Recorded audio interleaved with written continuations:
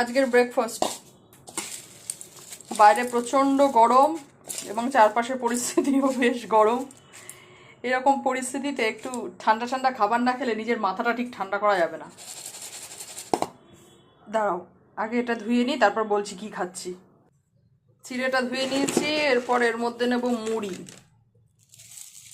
আসলে না, এত গরম পড়েছে, এখন একটু এরকম হালকা ফুলকা ব্রেকফাস্টই করতে হবে, তা না হলে মুশকিল আছে শরীরের পক্ষে।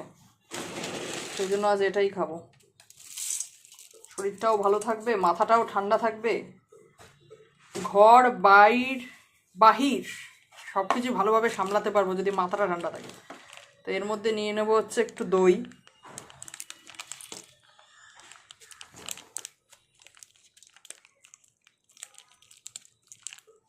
কারা কারা ভালো খাও বলো এই আইটেমটা। আর নিয়ে নেব একটু চিনি। চিনিটা না দিলেও হতো, কিন্তু যেহেতু দইটা একটু টক বেশি, সেজন্য আর কি নিলাম। তো এটাকে এবার ভালো করে মেখে মুখে এখন এটাকে খাবো, খেয়ে পেট ঠান্ডা করবো। দাঁড়াও 1 সেকেন্ড, দাঁড়াও, এটাকে একটু মেখে নিই।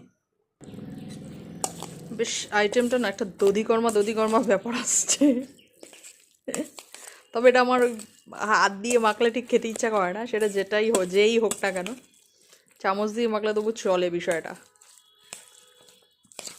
প্রচণ্ড খিদে পেয়েছে, সকাল সকাল বহুত কাজবাজ করে এসেছি, এখন আমি পেট আর মাথা ঠান্ডা করতে খাচ্ছি হচ্ছে দই চিড়ে।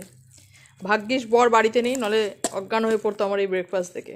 সে বলেও পারে না, আর আমি এখন এই ঠান্ডা খাবার খাচ্ছি। চলো মুখে দিয়ে দেখি একবার।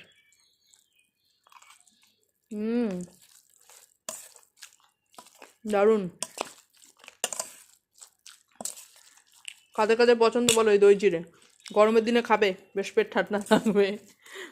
যাক গিয়ে বেশি না বকে আমি এখন খেয়ে নিই, পরে কথা হবে, টাটা।